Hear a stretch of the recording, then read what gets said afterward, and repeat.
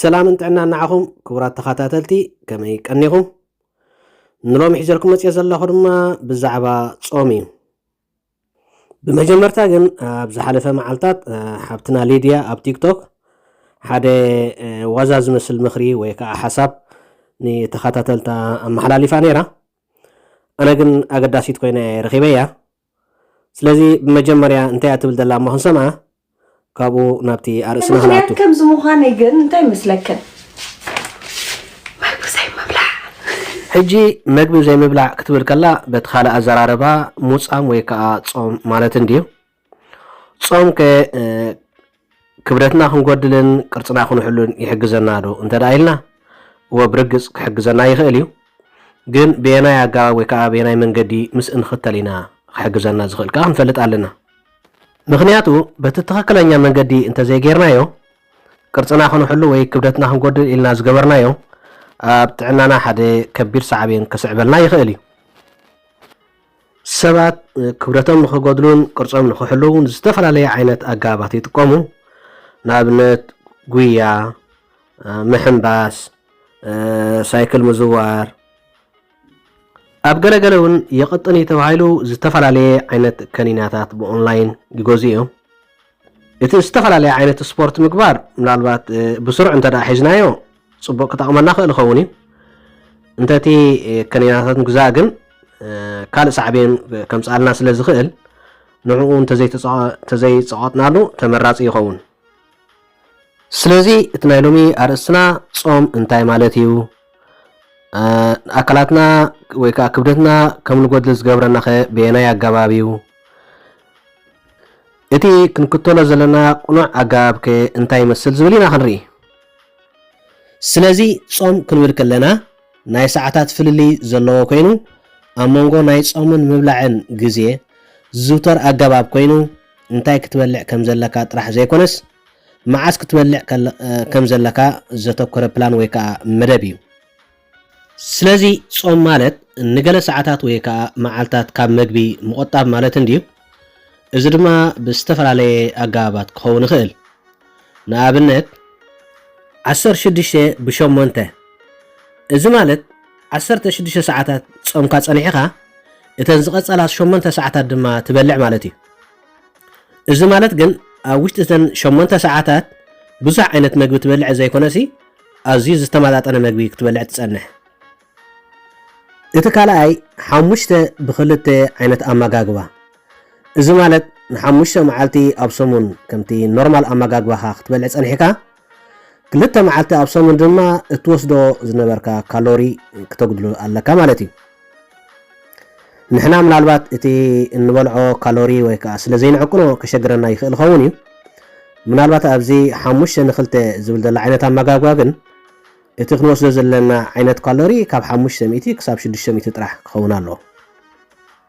እቲ ሳልሳይ እዚ ኣልተርኔት ፋስቲንግ ወይ ከዓ እዚ ተለዋዋጢ ጾም እዩ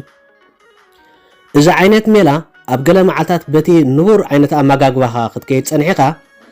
ኣብ ገለ መዓልታት ድማ ጨሪስካ ምግቢ ምቁራጽ ወይ ድማ ብጣዕሚ ንእሽተይ ዝኾነ ምግቢ ክትበልዕ ከለኻ እዩ እቲ ናይ መወዳእታ እዚ ኢት ስቶፕ ኢት ዝብል ዓይነት ኣገባብ እዩ እዚ ዓይነት ጾም እዚ ኣብ ሰሙን ሓደ ግዜ ወይ ከዓ 2 መዓልቲ ን24 ሰዓታት ክትጾም ከለኻ ማለት እዩ እዞም ኣብ ላዕሊ ዝጠቐስናዮም ኣገባባት ከመይ ገርና ጥዕናና ከይሃሰና ነቲ ለና ክብደትና ምጉዳል ይኹን ቅርጽና ምሕላው ክንጥቀመሎም ከም ንኽእል ዝሕብር እዮም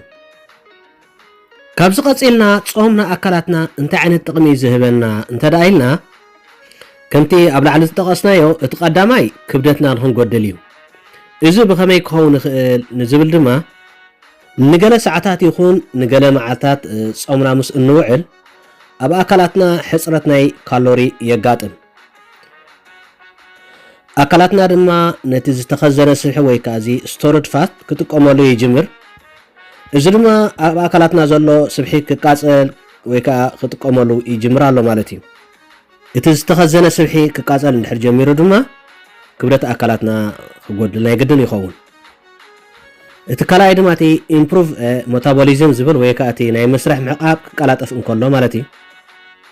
እዚ ማለት ጾምና ውዒልና ክንበልዕ ከለና ኣካላትና ንዝበላዕናዮ ምግቢ ቀልጢፉ ከም ዝጥቀመሉ ብምግባር ኣብ ኣካላትና ከም ዘይክዘን ይገብሮ። እቲ ሳልሳይ ጾም ኢንሱሊን ሌቨል ኣብ ኣካላትና ከም ዝጎድል ይገብሮ። ምግቢ ከይበላዕና ወይ ጾምና እንተደኣ ውዒልና ኢንሱሊን ሌቨል ኣብ ኣካላትና ይጎድል እሞ ኣካላትና ድማ ነቲ ኩዙን ስብሒ ብዝቐለለ መንገዲ ክጥቀመሉ ይጅምር። በዚ ድማ ክብደት ሰብነትና ክጎድልን ቅርፂ ኣካላትና ክመሓየሽን ይኽእል። ኣካላትና ንዝበላዕናዮ ምግቢ ይኹን ንዝተኸዘነ ስብሒ ብኸመይን መዓስን ከም ዝጥቀመሉ ዝገልጹ ኣዝዮም ብዙሓት መስርሓት ኣለዉ። እዞም ኣብ ላዕሊ ዝጠቐስናዮም 3 ኣገባባት ግን ኣካላትና ኣብ ግዜ ጾም ዘካይዶም ኣዝዮም ፍሉጣት መስራሓት እዮም። ስለዚ ብዙሓት ሰባት ብክብደት ሰብነትና ይኹን ብቅርፂ ናይ ኣካላትና እንሽገር ክንህሉ ንኽእል ኢና። ኣብ ክንዲ ናብ ዘይተደልየ ካልእ ከኒናታት ምውሳድ በቲ ቁኑዕ ኣገባብ ክንፀውም ወይ ከዓ ጾም እንድሕር ተኸታቲልና ግን እቲ ንደልዮ ዘለና ውፅኢት ክንረኽቦ ንኽእል ኢና። ኣብ መወዳእታ ብሓፈሻ ክንሪኦ ከለና ጾም ብጥንቃቐን ብስሩዕ መደብን እንተደኣ ተጠቒምናሉ ኣብ ምጉዳል ክብደት ሰብነት ይኹን ቅርፂ ኣካላትና ኣብ ምሕላው ኣዝዩ ውፅኢታዊ ክኸውን እዩ። ኣብዚ ክንፈልጦ ዘለና ግን ቆልዑት ትሕቲ ዕድመ፣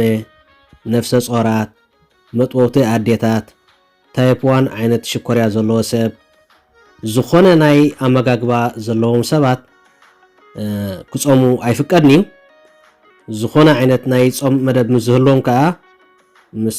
ዝምልከቶ ኣካል ወይ ከዓ ምስ በዓል ሞያ ክዘራረቡ ኣለዎም። ኩሉ ግዜ ብይኸውን ፀገም የብሉን ኢልና እንገብሮም ነገራት ናብ ሓደ ከቢድን ዘየድልን ሳዕቤናት እዮም ዝመርሑና። ስለዚ ቅድሚ ጾም ምጅማርና ኩነታት ጥዕናና ክንፈልጥን ምስ ዝምልከቶ ኣካል ድማ ክንዘራረብን ተመራፂ እዩ። ሎሚ ብሸለልትነት ጀመርናዮ ጽባሕ ከቢድ ዋጋ ከኽፈለና ስለ ዝኽእል ስለቲ ጽኒልኩም ሰማዕኹምኒ ኣዘየ የመስግን። እዛ መደብ እንድሕር ደኣ ፈቲኹምና ከዓ ናብ ካልእ ንኸትባጻሕ ሼር፣ ሳብስክራይብ፣ ላይክ ኣይትሕመቑ።